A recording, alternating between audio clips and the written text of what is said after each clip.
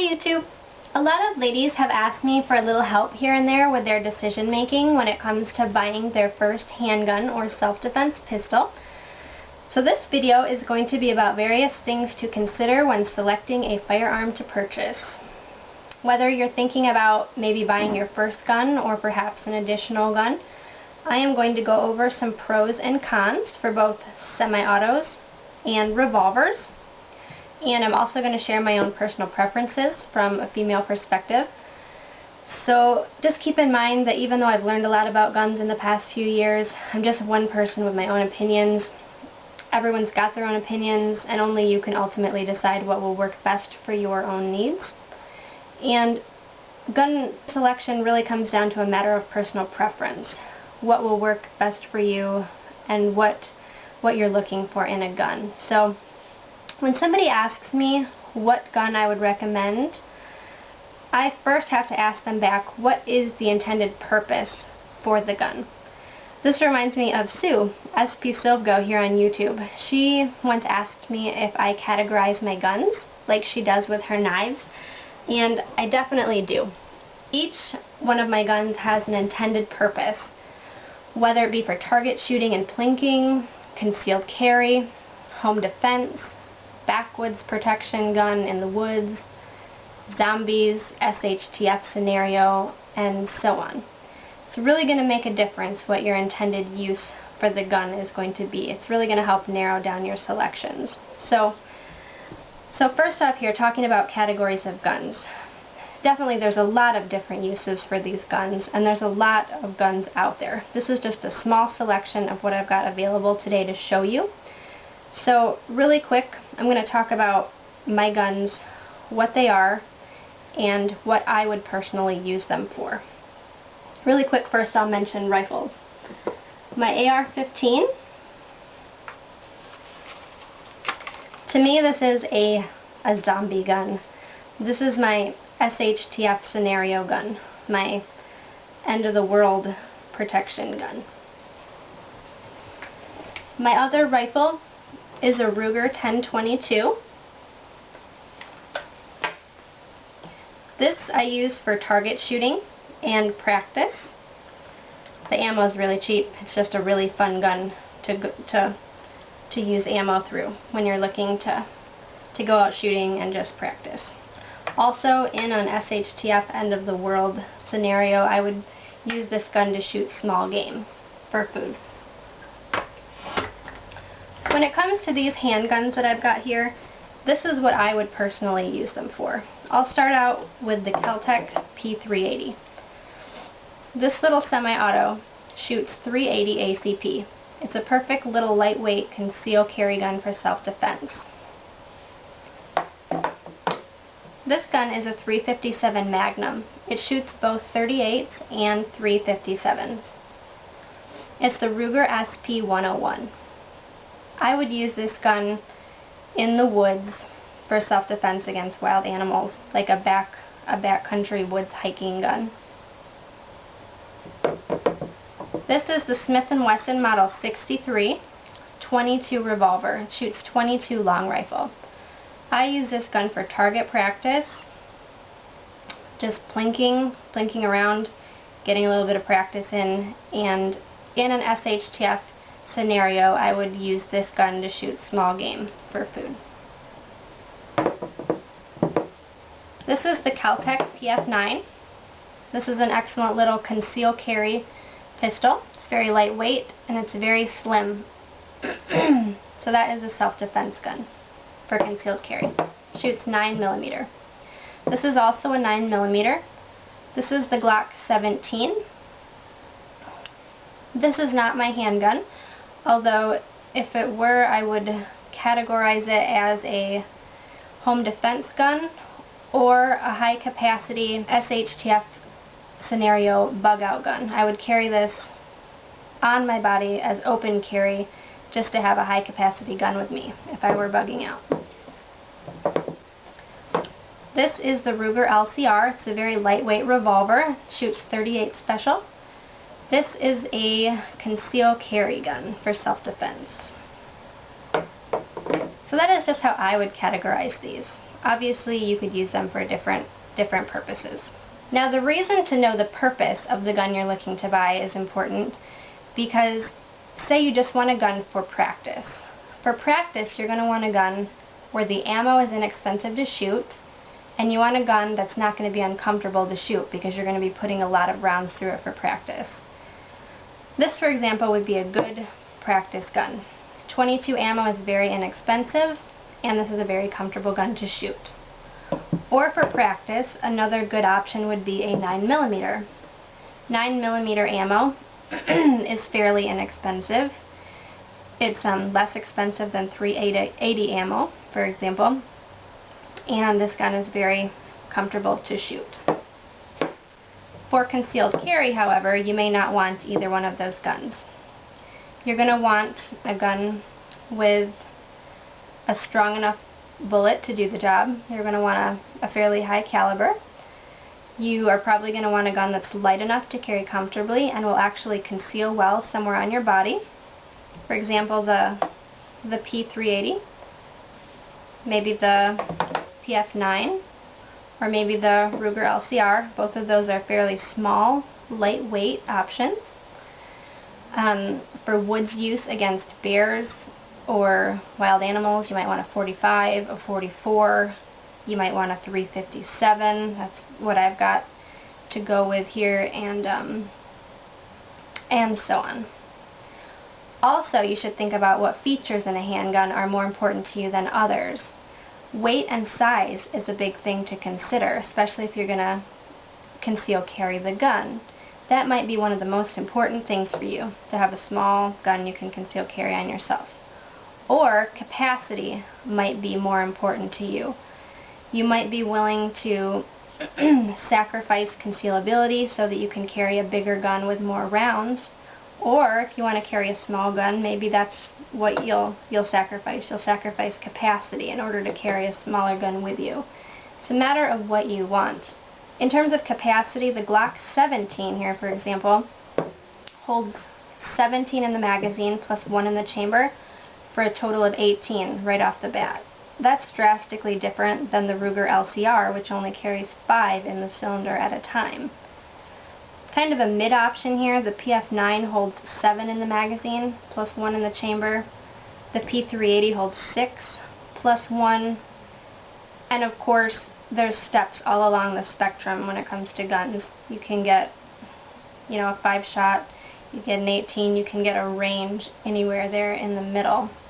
So capacity, weight, size, those are all important to consider. Also the caliber you want to use. Some calibers might be too powerful for you to comfortably shoot, so you want a smaller caliber.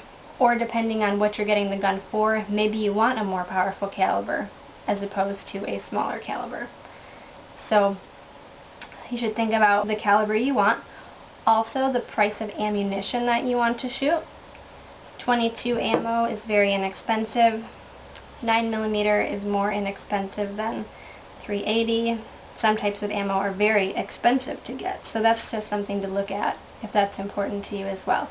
If you're not going to be shooting many rounds through it, the price of ammo might not matter to you. But if you're going to be going to the range every weekend for the rest of your life, you're probably going to be concerned with how much ammo is going to cost you.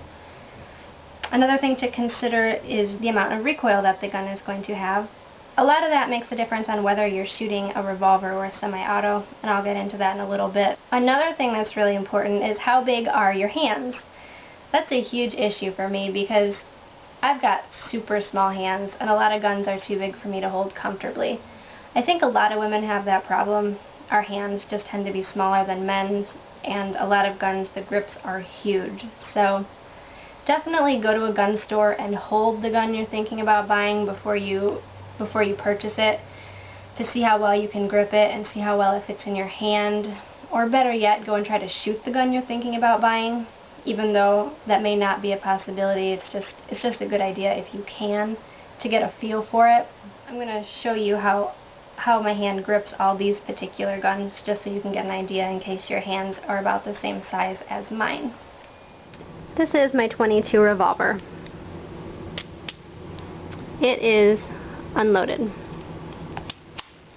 This particular 22 has a J-frame grip, which is very small. It fits my hand great. I can get a full-on grip on it, and this whole front part of my trigger finger here can fit on the trigger. And while I'm holding it that way, the gun lines up with my arm, so that if there were any sort of recoil, it would go back into my arm, which is ideal. That's the way you want a gun to fit you. The Kel-Tec P3AT also fits my hand great. It's unloaded. My hand fits around there really good. The whole front of my finger fits on the trigger, and it lines up straight with my arm. I can get a really good grip on it. It's very comfortable. The SP101 also fits my hand great. It's also unloaded. The way my hand grips the gun, it's really perfect fit. You can see how my finger can make it all the way there on the trigger, and the gun still lines up with my arm, so the recoil would go directly back into my arm. That's a good fitting gun for my hand. The Kel-Tec PF9, I'm not too thrilled with. It is unloaded. This particular one has a rubberized Hogue sleeve grip on it, which makes it a little bulkier, and it's also got a laser guard on it, which adds this, which makes it a little bulkier too. So this particular PF9 is a little too big for my hands. When I hold it comfortably, it does not quite line up with my arm. To get a good grip on it, it really ends up going sideways in my hand, as you can see. Sure, I can line it up with my hand, but then I can't get very much of the very tip of my trigger finger on it.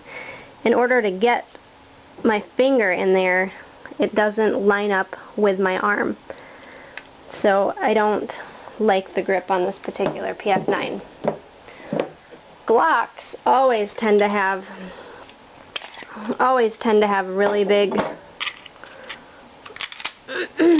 really big grips for me. I love shooting a Glock. I love a lot of things about a Glock, but the grips just feel massive. For me to get my hand around it comfortably, it really goes off to the side. It does not line up with my hand. So to hold it, you can see the angle at which it's sitting in my hand, and if you think about the recoil of that going back when I'm shooting, it's going to hit my arm at an angle. It's not going to be absorbed into my arm, which would be ideal. You know, it does help to have your other hand on it when you're shooting. I can still control the gun well, and it's comfortable to shoot. It's not painful, but ideally, man, I wish Glocks had smaller grips, because when I have it lined up with my arm, my finger just barely goes on the trigger. Then there's the Ruger LCR, also unloaded. The Ruger LCR fits my hand great. The grip is small enough I can get my hand all the way around it. I can get my finger all the way on the trigger, and it lines up, as you can see, straight with my arm, so the recoil would go directly back into my arm. Since I suggest actually holding a gun at a gun store before buying it, I want to mention something briefly about gun stores. You know, I don't know if it's just because I'm a female, or because there's mainly men always behind the counter, or because I feel like I look young and I think they're wondering why I'm there or something, but they've always kind of intimidated me. And I find that they're most intimidating when you're just a beginner shooter, you're in a gun store, you're just strolling by the counter, you're not really saying anything, and just gazing through the case while the male employee watches you, and you're not really sure what to ask or say because you're not really sure what you're looking at, or you're not familiar with firearms. It's best to go in there definitely with an idea of what purpose you want the gun for, maybe what caliber you want to look at. Just have some questions. Tell them what you're looking for, learn what you can, and it'll be a much better experience once you start talking to the person behind the counter and learning. It doesn't matter if you think your questions are stupid. No questions are stupid when you're learning about guns. Now comes the big question. I've got a lot to say about this. Semi-auto versus revolver. There are definite pros and cons to each, but here is a quick overview. Revolvers are extremely simple.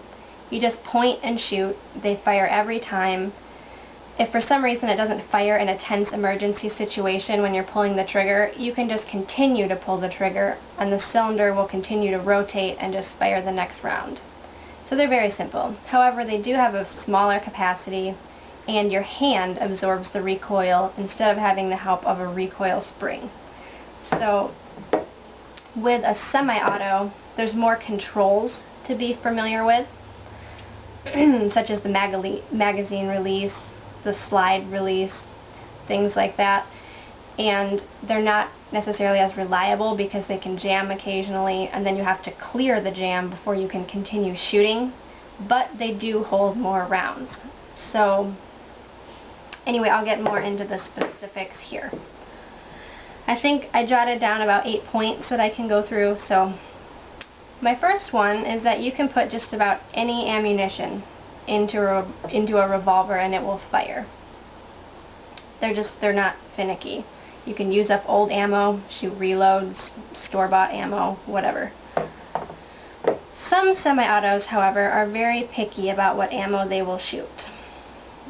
From what I've heard about the PF9, for instance, is it does much better with store-bought factory ammo. And I'm sure a lot of guns are like that. I was looking into the EMP, it's a Springfield compact 9mm, and it has a match grade barrel. So I was reading it really only does good with store-bought ammo. So if you reload, you may not want that type of semi-auto. However, even though semi-autos can be picky about what type of ammo they shoot, I will personally say here that Glocks are an exception to that. From what I have experienced and read and heard from other people, a Glock will shoot any ammo you put through it. You know, quirky ammo, questionable ammo, reloads, anything. So a Glock is definitely a good gun. So this is not my Glock. I don't have a Glock yet. If I were to get a Glock, I would probably get a Generation 3 Glock 19 and have a grip reduction done on it, but that's just something for the future. Okay, number 2. Semi-autos can have a tendency to jam. As I said before, revolvers are more reliable because even if the cartridge doesn't fire, you can just pull the trigger and fire the next round. However, if you have a jam with a semi-auto, you do have to clear that jam first before you can continue to shoot.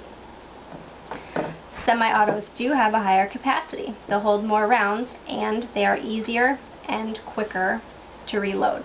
That's a definite plus for semi-autos. Revolvers are simpler to use. As I mentioned before, semi-autos have more controls and safeties and things to remember. They're not necessarily complicated, they're just more complicated than a revolver. Both semi-autos and revolvers are fairly easy to clean and maintain, although you do have to take a semi-auto apart to clean it, which is not a big deal. For my revolvers, I just tend to use a gun cleaner, gun oil, and a bore snake. I just run it through the barrel and the cylinder and it works great. One thing I haven't mentioned yet is that with a semi-auto, you do not want to leave your mags loaded for a long period of time because the springs inside magazines can be weakened by being compressed for a long period of time, but with a revolver you can leave them loaded for years and it doesn't even matter. So if you do decide to carry a loaded semi-auto, you should just remember to switch out your mags every once in a while so that the mags are not always kept compressed. In terms of recoil, with revolvers, your hand absorbs the full force of the recoil, but with a semi-auto, there is a recoil spring, which helps absorb some of that recoil. So in general, semi-autos are more comfortable to shoot.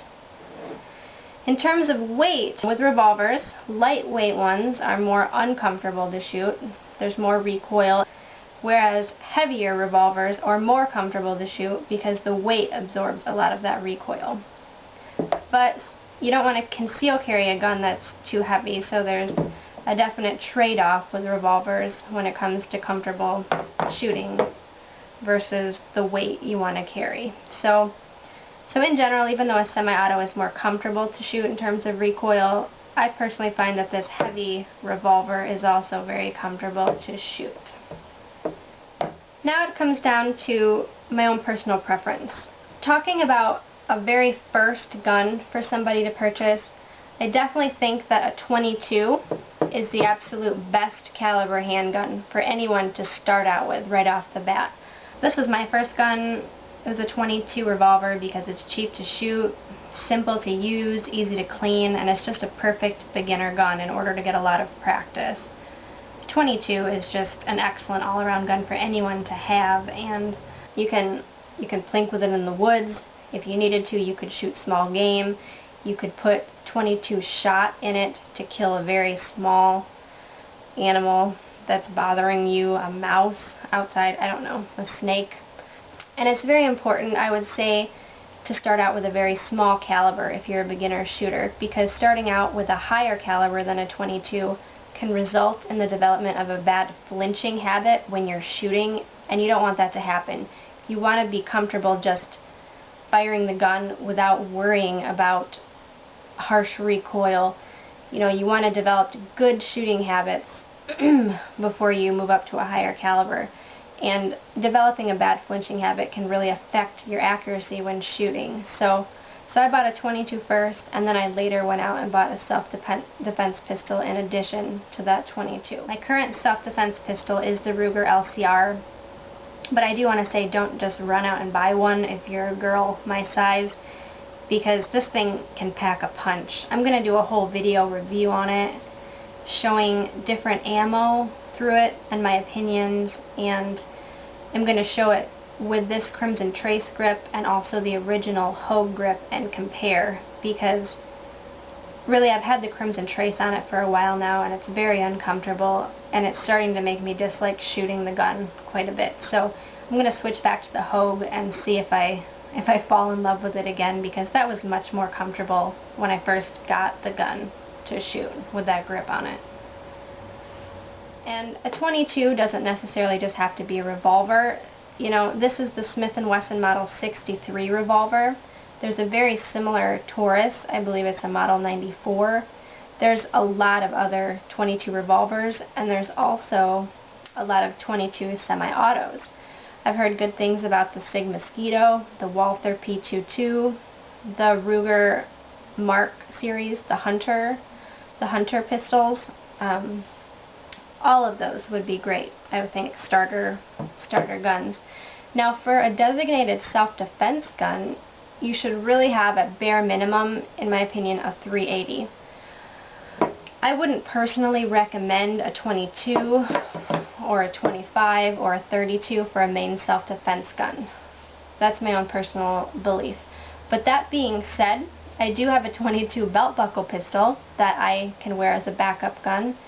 And I will say that a 22 is better than nothing. So if you've already made the decision that you aren't going to carry any other gun with you, you know, you're better off carrying a 22 than nothing, especially if you're really accurate with a 22.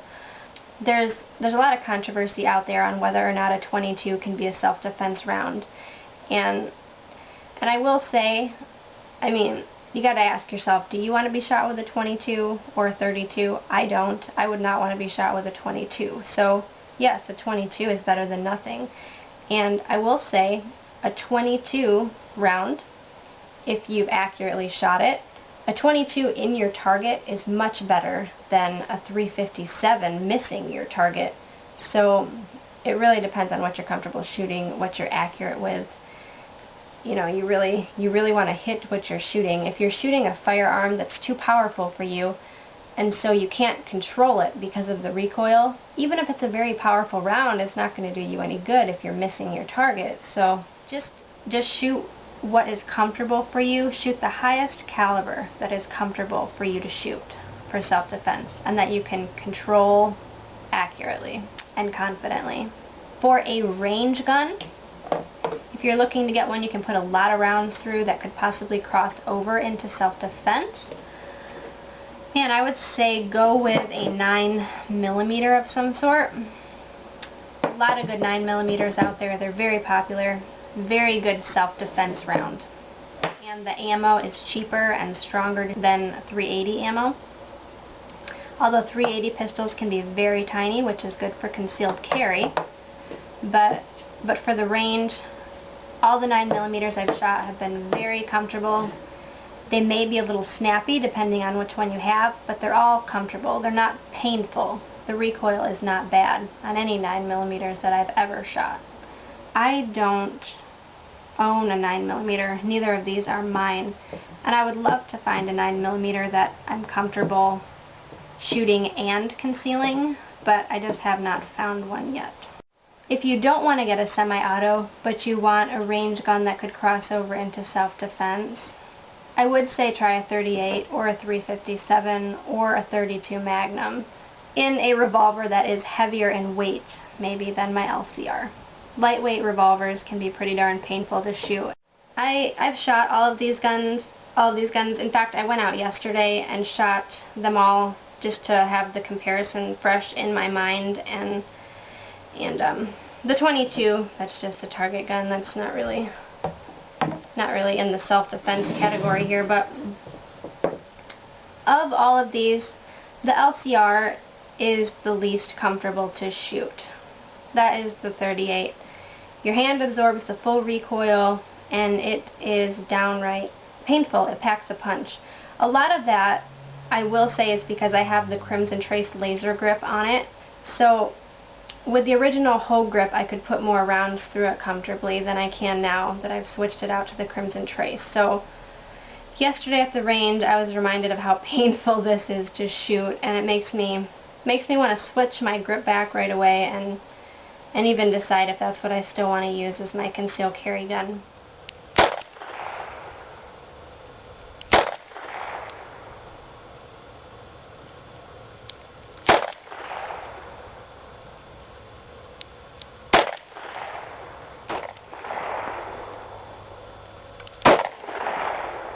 Whew. Ow.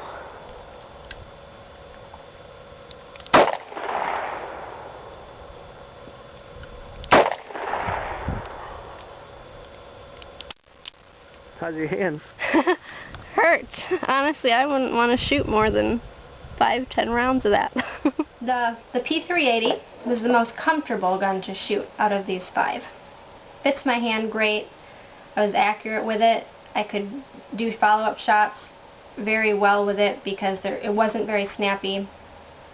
It was easy to control, comfortable to shoot. I really like the P3AT. That's my top pick out of these 5.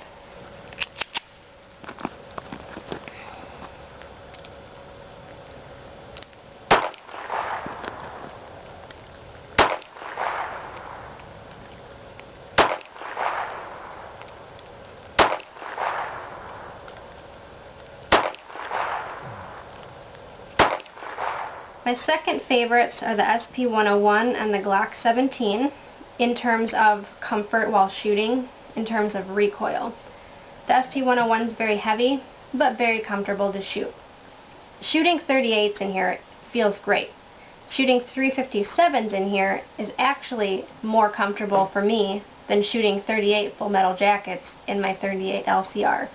This packs a punch because it's so light, whereas this just feels better in comparison. Now I'm shooting the SP101. The first 2 are 38s, and the next 3 are 357s.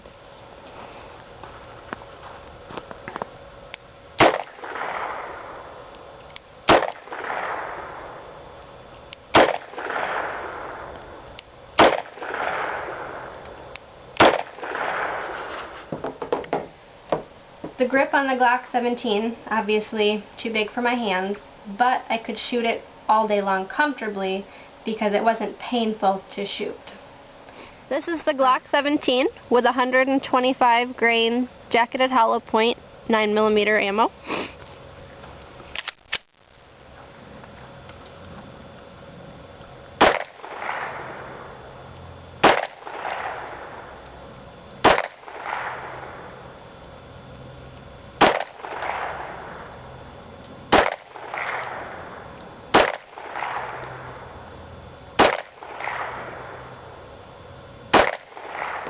If Glock made a single stack 9mm, that would be awesome. I would pick one up in a heartbeat, but they don't have a single stack 9.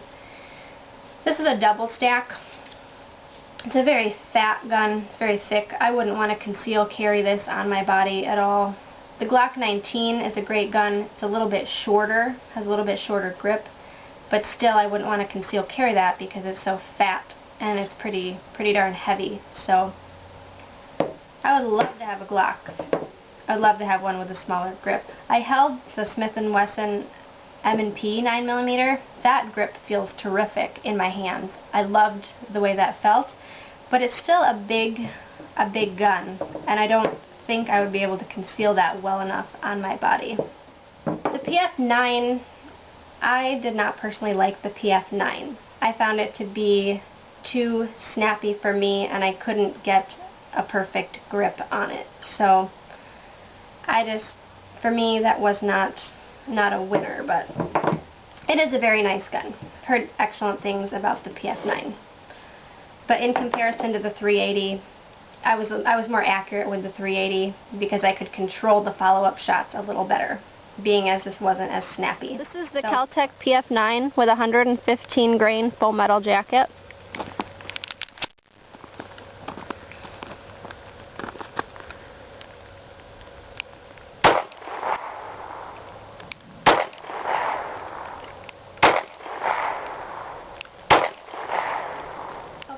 Found this to be useful and informative. Definitely let me know if you have any questions, and I will see you guys soon. Thanks.